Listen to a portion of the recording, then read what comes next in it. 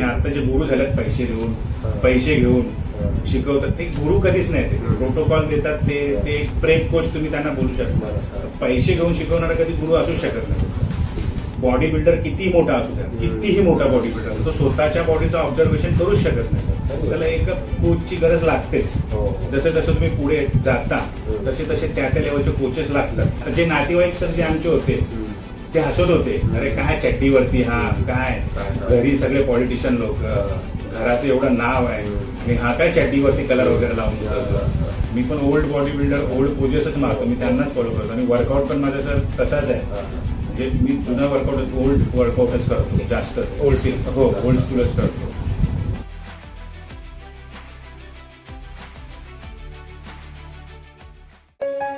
या मुलाखतीचे प्रायोजक आहे Musfit Nutrition. Get more size and strength.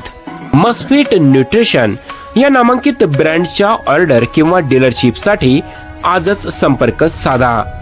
संपर्कासाठी मोबाईल नंबर आहे 70 383 87 638. सह प्रायोजक बट्रेला. Be healthy be strong. बट्रेला या पीनट बटर ब्रँडच्या ऑर्डर किंवा डीलरशिपसाठी त्वरित संपर्क साधा. संपर्कासाठी मोबाईल नंबर आहे 74 482 33 004.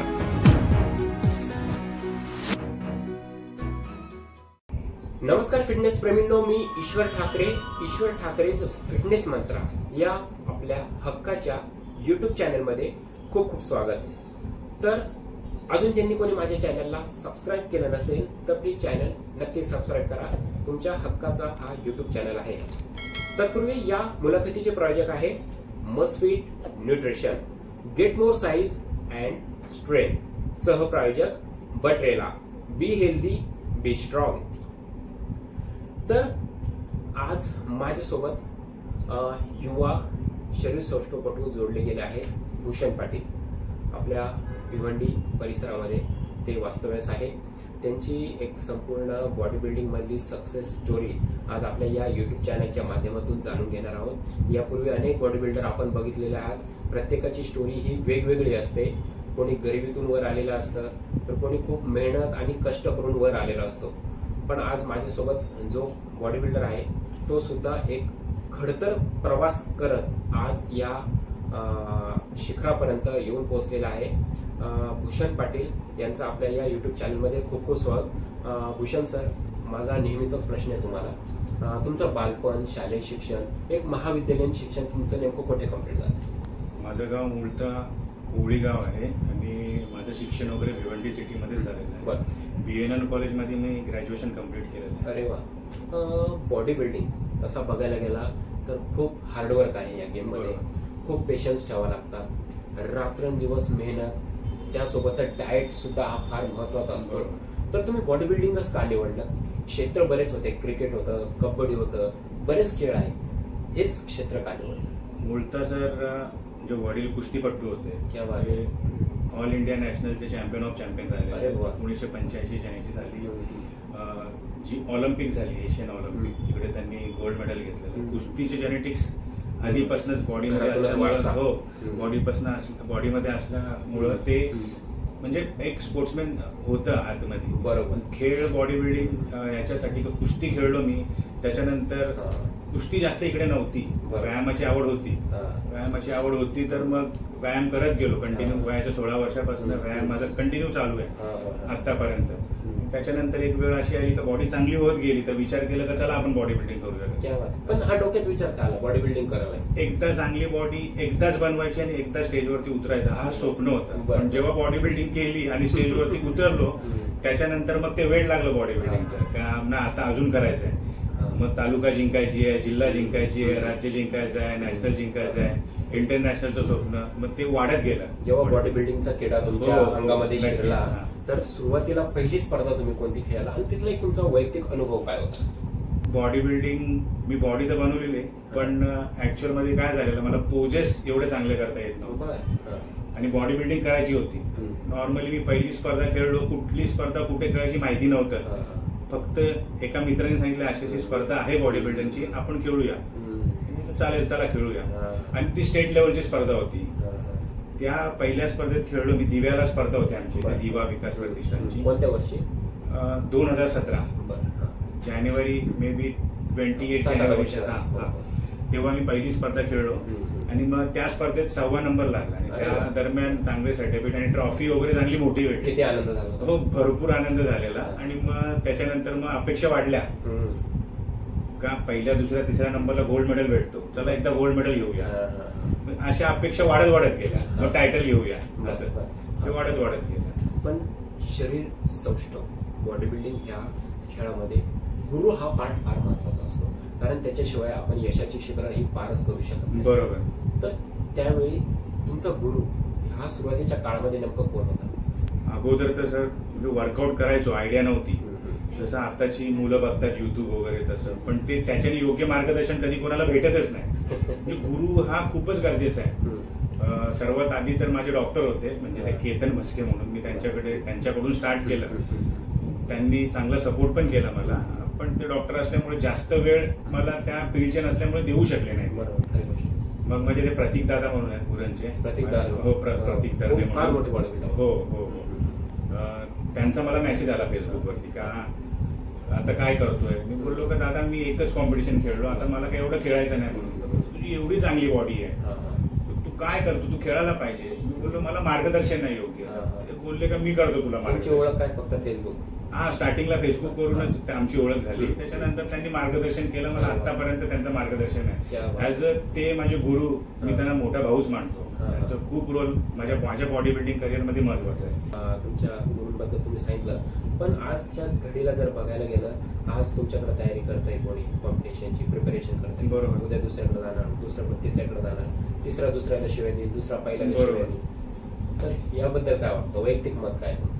वैयक्तिक मत म्हणजे जर बघा कसं गुरु आपल्याला जर मनापासून शिकवत असेल आणि गुरु निस्वार्थी पाहिजे. जसं प्रतीक दादा आहे, त्याच्यानंतर प्रसाद लोखंडे सर आहेत, आता मी त्यांच्याकडे आहे. ते लोक निस्वार्थी आहेत. म्हणजे हे एक आयडल बॉडी बिल्डर किती मेहनत करू शकतो, काय करू शकतो हे ऑब्झर्व करतात आणि त्यांना मार्गदर्शन करतात. अदरवाईज ते कोणाला मार्गदर्शन करायला जात नाही. तर त्यांना पण गुरूंना पण वाटलं पाहिजे का बाबा आपण किती वर्षापासून त्यांच्याकडे आहे, किती लॉयल आहे त्यांच्याबरोबर, आपण त्यांचे किती प्रोटोकॉल फॉलो करू. या सगळ्या गोष्टी खूप महत्वाच्या आहेत. गुरूंना तुम्ही मान सन्मान देणं खूप गरजेचं आहे. आणि आता जे गुरु झालेत पैसे घेऊन शिकवतात, ते गुरु कधीच नाही. ते प्रोटोकॉल देतात, ते एक प्रेप कोच तुम्ही त्यांना बोलू शकता. पैसे घेऊन शिकवणारा कधी गुरु असूच शकत नाही कुठला. तुम्ही आता वैयक्तिक तुम्ही पैशाचा विषय काढला, कधी अनुभव आलेला असं मला तरी वाटतं तुम्हाला अनुभव आलेला? अनुभव सर मला खूप आहे. मी ऍज अ प्रतीक दादानीच माझ्यासाठी म्हणजे निर्णय घेतलेला आपण आता काहीतरी मोठी लेवल करूया. तर त्यासाठी आम्ही खूप मोठे कोच होते मुंबईचे, त्यांच्याकडे गेलो. तर त्यांनी मला फीज सांगितली. मला काही फीजची प्रॉब्लेमच नव्हता. बोलले का ठीक आहे, गावातून येतो, एवढा स्ट्रगल केलेला आहे तू, तर तुला मी करतो मदत. मी बोललो सर मदत काय, तुमचे जे चार्जेस आहेत ते घ्या तुम्ही. बोलले ठीक आहे. मग त्यांनी मला सांगितलं का माझे असे चार्जेस आहेत, पण मी तुला प्रोटोकॉल डाएट सांगणार आहे, पण मी काय देणार आहे त्याचं तुला काहीच मी हेच नाही करणार, एक्सप्लेन नाही करणार. 1,80,000 जवळपास 1 वर्ष. हा 1 वर्षाचे. त्यांनी सांगितलं का ठीक आहे 160 पर्यंत मी तुला फायनल करेन, असं त्यांनी सांगितलं. प्रोटोकॉल आणि प्रोटोकॉल नॉर्मली सर जे प्रतीक दादा देतात, प्रसाद सर देतात, ते सेम प्रोटोकॉल होता त्याच्यामध्ये. आणि एवढं काही चेंजेस नव्हतं. डाएट बॉडी बिल्डर सेम असतो. एग, चिकन, फिश, सॅलड, ह्या सगळ्या गोष्टी सेम असतात. आणि फक्त सायकलचं व्हेरिएशन चेंज असतो. म्हणजे जे अॅनाबॉलिक्स बॉडी बिल्डिंग मध्ये वापरलं जातो याच्यामध्ये चेंजेस असतात. तिथं नॉर्मली सर मी पण KL मध्ये personal training, master training, basic nutrition, त्याच्यानंतर मेडिफिट मध्ये मी पण अॅनाबॉलिकचा कोर्स, ग्रोथ हार्मोनचा कोर्स, बेसिक न्यूट्रिशन वगैरे मी सगळं केलेलं होतं. पण सर या फील्डमध्ये असं आहे, बॉडी बिल्डर किती मोठा असू द्या, कितीही मोठा बॉडी बिल्डर, तो स्वतःच्या बॉडीचं ऑब्झर्वेशन करूच शकत नाही सर. त्याला एका कोचची गरज लागतेच. जसं जसं तुम्ही पुढे जाता तसे तसे त्या लेवलचे कोचेस लागतात. ते प्रतीक दादाला पण माहिती होतं. त्याच्यासाठी त्यांनी ते डिसिजन मला घेतलेलं. मी ऍग्री होतो त्याच्यासाठी. मला त्याला कधी सोडायचंच नव्हतं. तो ऍज अ भाऊ माझ्यासाठी खूप महत्वाचा. पण एक चला तो पण बोलला का पुढे जायचं आहे. मग ते निर्णय घेतला आम्ही गेलो. मी माझी वाईफ गेलो. मी भेटलो त्यांना, तर ते मला बोलले का मी असं असं देईन तुला, ते क्लिअर असेल, पण ज्या काय वस्तू देणार आहेत त्याच्यावरती नाव गाव कायच असणार नाही, काहीच नाही. आणि जवळपास ते 160 म्हणजे 1,60,000 त्यांचे ते चार्जेस आणि 75 to 80,000 त्यांचे जे प्रोडक्ट्स, हा म्हणजे सायकल्स, हा टॅबलेट्स जे पण काय असतील ते बॉडी बिल्डरला लागतात. आणि ते त्यांनी तेवढं पण एक्सप्लेन केलेलं की हे म्हणजे अॅनाबॉलिक्स नाही आहेत, ह्या सगळ्या नॅचरल वस्तू आहेत. पण ते कसं मानायचं सर, आपण एखाद्या अनोळखी माणसाकडे जातो, आपल्याला ओळखच नाही, काहीच नाही.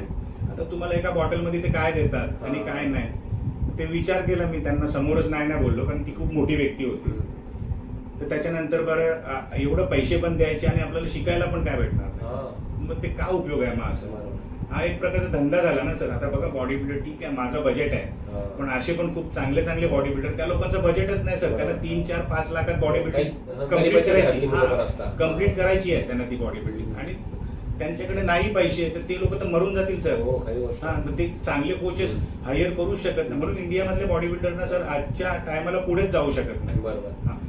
विचारतोय आपण, बोलतायत खूप जण का ऑलिम्पियाला नाही जाऊ शकत, मोरली सपोर्टच कुठला कोच करत नाही सर, त्यांना फक्त आणि फक्त पैसे कमवायचे असतात. खूप वाईट अनुभव आहे सर. अजून एका बॉडी बिल्डरनी मला समोरून फोन केला, 2 वेळा फोन केला तर तू काय करतो, जेव्हा मी स्टार्टिंगला सर माझं कसं आहे बॉडी बिल्डिंगचं, मी गेन मध्ये उतरतो आणि मी स्लो पुढे जातो. माझं टार्गेट स्टेट, नॅशनल्स हे सगळे कॉम्पिटिशन अभ्यास झालेला. हो.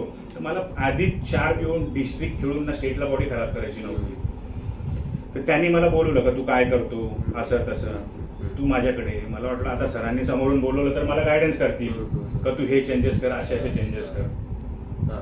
त्यांचं पण खूप नाव मोठं होतं, ते पण ठाण्याचेच आमचे कोचेस होते. ते मी विचारलं त्यांना, मग ठीक आहे सर मी काय करू, तर बोलते मी तुला सगळं सांगणार, मी तुला सर्व एक्सप्लेन करेन, पण माझे 2 लाख रुपये तुला द्यायला लागतील. तर ऑलरेडी सर मी आता एक कोच हायर केले, त्यांना मी 180 त्यांचे चार्जेस मी पेड करतोय.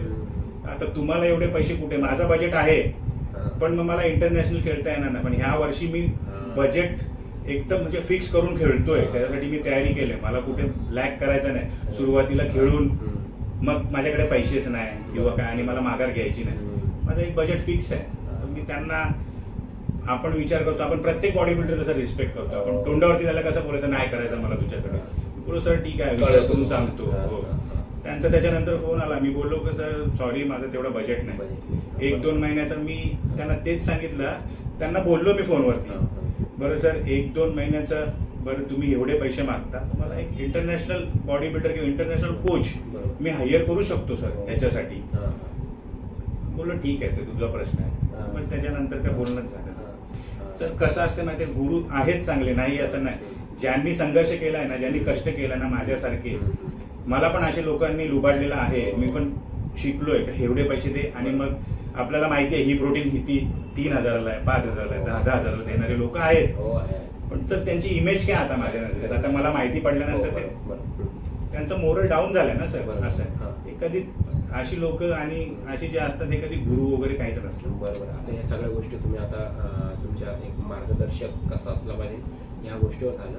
पण भूषण पाटील यांचे दिवस कधी पालटले, म्हणजे नेमकी कोणती स्पर्धा खेळल्यानंतर एक भूषण पाटील यांच्या नावाची ओळख ही पूर्ण भिवंडी ठाणेमध्ये झाली? माझं सर कसं आहे, जेव्हा माझी पहिली स्पर्धा होती मी तुम्हाला सांगितलं, म्हणजे मी दिव्याची, मी कधी कुठे बोललो नाही.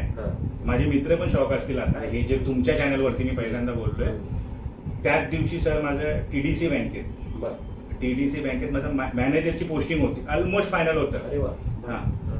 त्याच दिवशी मी जाऊन डिस्कशन झालं माझ्या वाईफचं, मला स्पोर्ट्स करायचं आहे, मला नोकरी करायची नाही, मग ती 5 लाख 10 लाख कितीही सॅलरी असू दे, मला नोकरी नाही करायची, मला खेळ खेळायचा आहे किंवा बिझनेस करायचा आहे, तर तुझा सपोर्ट आहे का? तर तिने सांगितलं माझा सपोर्ट तुम्हाला 100% आहे, तुम्ही करा, तुम्हाला करायचं आहे मी करणार. एक तिचा सपोर्ट होता. पप्पांचा माझा निर्णय होता का तिकडे नोकरी करायला पाहिजे, लाईफ सेट करायला पाहिजे. खेळामध्ये काहीच नाही, त्यांनी पण कुस्ती खेळलेलं होतं, त्यांचं पण चांगलं नाव होतं, मी पण त्यांनाच आदर्श मानतो, मला पण त्यांच्यासारखं नाव करायचं होतं खेळामध्ये. तर मी तिकडे नाही गेलो सर, मी दिव्याच्या स्टेजवरती गेलो. नोकरी सोडून जाऊ दे, नोकरी काय करायची आहे, मला खेळ खेळू द्या.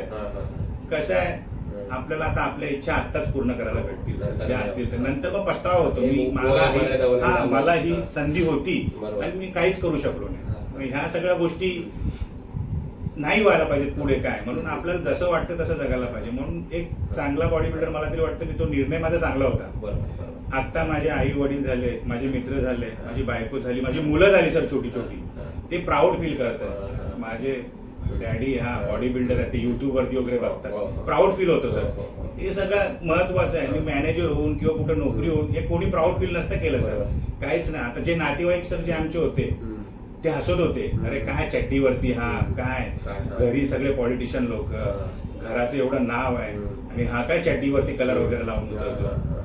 ते लोक हसले मला आणि आता तेच लोक स्टेटस ठेवतात सर माझे अभिनंदनाचे. इंटरनॅशनल सिलेक्शन झालंय त्याचे आता काही स्टेटस ठेवतात, हसणारी लोक सर. मी बघितलं असेल तुम्ही माझा एक व्हिडिओ, जे लोकांनी मला हसलं तेच लोक आता माझ्यासाठी टाळ्या वाजवतात. ते दिवस सर आणायला पाहिजे, तेव्हाच ते लगेच नाही भेटले सर. मी 8 ते 10 वर्षाचा प्रवास केला याच्यासाठी, पण केलं सर, केलं यासाठी. आणि माझी ही म्हणजे हा माझा संघर्ष आहे सर सगळं. आतापर्यंत कोणतं तुम्ही स्पर्धा केल्या? आतापर्यंत सर मी माझं स्वप्न सर तुम्हाला आधी सांगितलं भिवंडीश्री जिंकायचं होतं.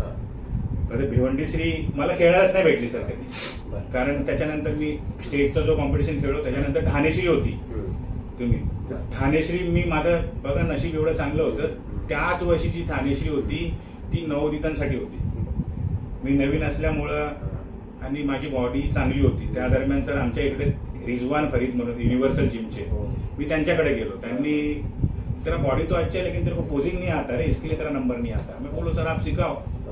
तेव्हा त्यांनी पोजिंग शिकवलं, मी इम्प्रूव्ह केलं सर. 5 दिवसात मी पोजिंग शिकून स्टेजवरती गेलो आणि टायटल पण मारला. आणि त्यांना पण अपेक्षित नव्हतं का पोरगा टायटल मारेल म्हणून टाकायचं, आणि ते आले पण नव्हते, ते पण रेफरी आहेत तिकडे, आणि टायटल झाला माझं, खुश झाले. त्यांनीच मला पोजिंग वगैरे तेव्हा मी सगळं विंटेज पोज करतो सर, म्हणजे ओल्ड स्टाईल जे बॉडी बिल्डिंग पोजेस करतात ना मी त्यालाच प्रिपेअर करतो आणि तसेच मी पोजेस करतो. आपल्या महाराष्ट्रात किंवा भारतात बघा असोसिएशन बरेच आहे, बॉडी बिल्डिंग असोसिएशन. तुम्ही नेमकं कोणतं असोसिएशन म्हणून घ्या? सगळ्यात जुनी जी असोसिएशन आहे ॲमेचर बॉडी बिल्डिंग असोसिएशन, त्यात आपले ते कमलाकर पाटील त्यांच्याच मार्गदर्शन त्यांच्याच गायडन्स मध्ये मी खेळतो, आणि ही सर्वात जुनी असोसिएशन.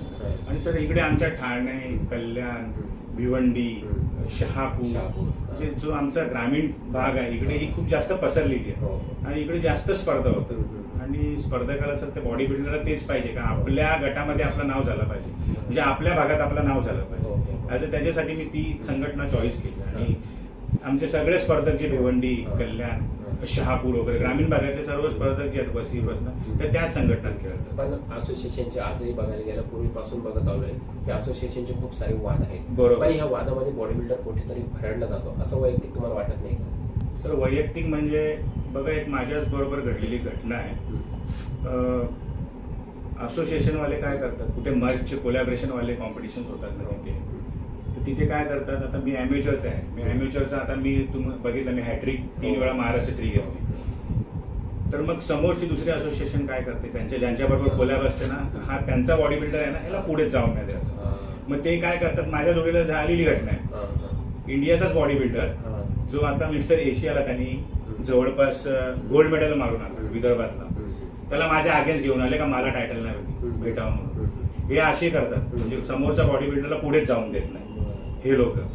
हे वाद आहेत असोसिएशन, म्हणजे ओपन कॉम्पिटिशनला एकत्र भेटतात ना सर ते सगळे. जो कॉम्पिटिशन ओपन असतो ना ते एकत्र भेटतात, आणि बॉडी बिल्डर पर्टिक्युलर त्या असोसिएशनचा भरडला जातो त्याच्या अशामध्ये. त्यामुळे बॉडी बिल्डर पुढे जाऊ शकत नाही असं वाटतं? पुढे जाऊ शकत नाही सर, कारण एखादा असोसिएशन जर करंटली सर चेंज करून येतो ना कुठली तरी असोसिएशन नाराज होऊन, तर ते समोरची असोसिएशन काय करते, त्यांना पहिले प्लेस घेतो आणि नंतर सर त्याला मागेच बोलवतात आधी प्रत्येक असोसिएशन. आता मी का लॉयल आहे सर 8-10 वर्षापासून, जिथे राहायचं तिथेच राहायचं, लॉयलिटी आहे सर. माझ्या वडिलांनी तर मला तेच शिकवलं, जिथे एकदा राहणार आहे तिथेच राहायचं, शेवटपर्यंत ती स्पर्धा कर.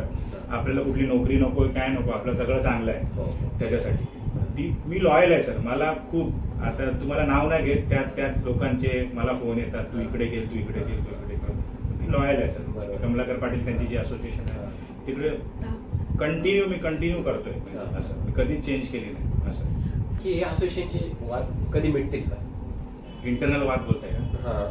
हे तर सर प्रत्येक असोसिएशन मध्ये आहे बघा. प्रत्येक असोसिएशन मध्ये अशी लोक आहेत, त्यांची पर्टिक्युलर मुलं आहेत सर, आणि मग ती त्या मुलांना पुढे काढण्यासाठी चांगली चांगली मुलं, चांगली चांगली फिजिक्स आहे, चांगले चांगले बॉडीज आहेत त्यांच्यावरती खूप मोठा अन्याय होतो सर. एक एक्झाम्पल तुम्हाला सांगतो, मी नाव नाही घेत असोसिएशनचं त्या, पण एक लोकल कॉम्पिटिशन होता, तिकडे 5,000 रुपये प्राइज होता टायटलचा.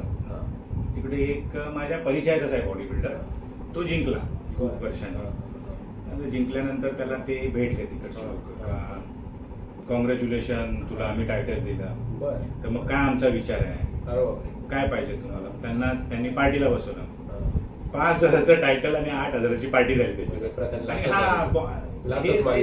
सगळ्या असोसिएशन मध्ये मोस्ट ऑफ होते असं मला वाटत नाही. कुठेतरी नाही होत असेल, कारण मला आयडिया नाही ते, पण हे माझ्या नजरेतलं आहे. 5,000चं टायटल आणि 8,000ची पार्टी असं झालेलं आहे. असं म्हणजे वाटत नाही भेटतील लवकर. हे जिथपर्यंत सर अशी लोक आहेत ना, तिथपर्यंत हे होणारच नाही. आणि तुम्ही बघा प्रत्येक असोसिएशन मध्ये ना रिटायर्ड लोक बसलेले असतात. इव्हन ना मी सर म्हणजे असं बघतोय का रिटायर्ड लोक म्हणजे 60, 70, 80. मी असं सांगत नाही का ती लोक योग्य नाही, ते लोक पण योग्य निर्णय घेतात सर, मी असं सांगत नाही. पण सर आता एरा चेंज झालेला आहे बॉडी बिल्डिंगचा, आणि आता यंग लोकांना, जसे यंग जजेस आहेत त्यांना संधी द्यायला पाहिजे. मसल मॅच्युअर कसा आहे, कोणाचा किती कसा मसल आहे, किंवा काय शार्पनेस किती आहे बॉडीला, कुठला मसल विजिबल आहे. कुठे कुठे सर हे नाही बघितलं जात सर. आपल्या पसंतीच्या मुलांना पहिलं काढलं जाते. आता तुम्ही सांगा सर 60, 70, 80 वर्षापूर्वी बॉडी बिल्डिंग होती का, नव्हती. आणि त्यांचा एरा वेगळा होता. पोजेस चांगल्या होत्या सर, मी स्वतः फॉलो करतो त्या लोकांना. मी पण ओल्ड बॉडी बिल्डर, ओल्ड पोजेसच मारतो, मी त्यांनाच फॉलो करतो. आणि वर्कआउट पण माझा सर तसाच आहे, म्हणजे मी जुना वर्कआउट, ओल्ड वर्कआउटच करतो जास्त. ओल्ड स्कूलच करतो मी. लेग्स साठी पण ना सर माझं वर्कआउट मध्ये 1000 बैठका, नमस्कार घेते, म्हणजे जुन्या त्याच्यात करतो. मला त्याच्यातच चांगलं वाटतं मेहनत. आणि तेव्हा होतं सर, पण आताचा एरा चेंज झालाय सर. आता आपल्याला थोडंफार न्यू करायलाच लागतं. आणि हे लोकांना सर, त्या लोकांची त्यावेळेची जजमेंट बघा तुम्ही, त्यांचे ते वेगळं होतं बॉडीचं.